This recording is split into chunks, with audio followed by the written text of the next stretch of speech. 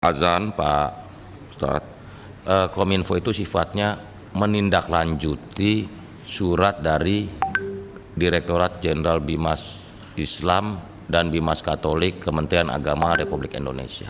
Jadi mereka yang bersurat ke kami.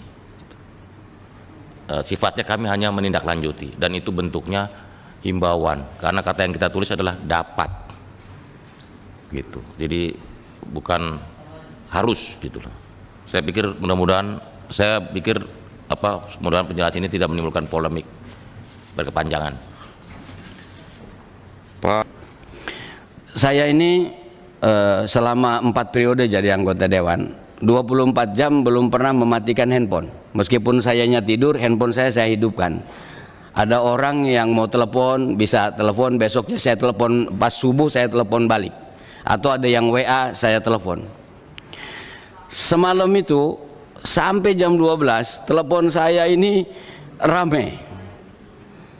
Ada tokoh, ada sebagian ormas menelepon WA saya terkait dengan salah satu dirjen di tempat Bapak mengeluarkan surat azan diganti dengan running text dalam waktu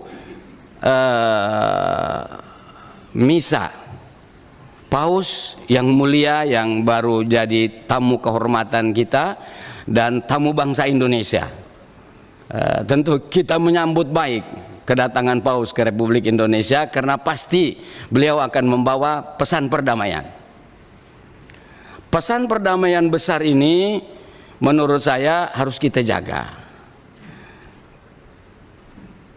Toleransi di Indonesia ini sudah puluhan tahun terjaga dengan baik. Alhamdulillah, karena dalam agama Islam umpamanya itu perintah kitab suci toleransi itu. Nggak boleh orang mengganggu, menghina agama lain, menghina Tuhan sembahan, itu nggak boleh. Nah karena itu dari telepon yang masuk ke saya, toko dan ormas itu menyayangkan ada surat dari dirjen yang mengganti azan dengan running text. Sebenarnya kan jadi bagus. Misalnya berjalan ditayangkan dengan televisi, kemudian pas azan maghrib paling hanya 2 menit kasih azan maghrib, habis itu terusin lagi. Kan di situ malah kelihatan tuh toleransinya. Saat agama ini sedang berjalan, kasih ruang, agama ini sedang berjalan, kasih ruang dengan baik. Saya yakin pausnya pun tidak minta begitu untuk diganti gitu, menurut saya. Jadi kita tidak perlu berlebihan. Yang saya tidak inginkan itu Pak, ke depan kondisi global dunia ini dari sisi ekonomi juga tidak sedang baik-baik saja. Dari segi keamanan, Ukraina dan Rusia masih belum selesai, Timur Tengah masih belum selesai. Saya punya harapan Indonesia ke depan itu kokoh pemerintahannya di dalam negeri.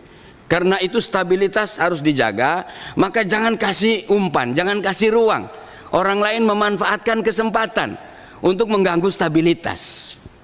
Pada persoalan-persoalan yang sesungguhnya kecil buat orang yang cara berpikirnya menengah ke atas, tapi mungkin untuk orang grassroots itu menjadi persoalan tersendiri.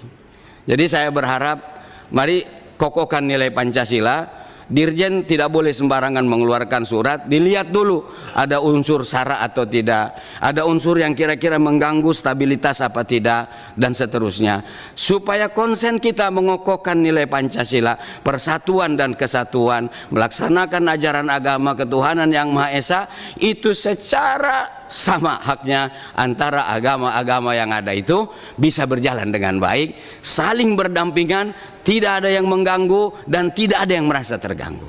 Download Tribun X sekarang, menghadirkan lokal menjadi Indonesia.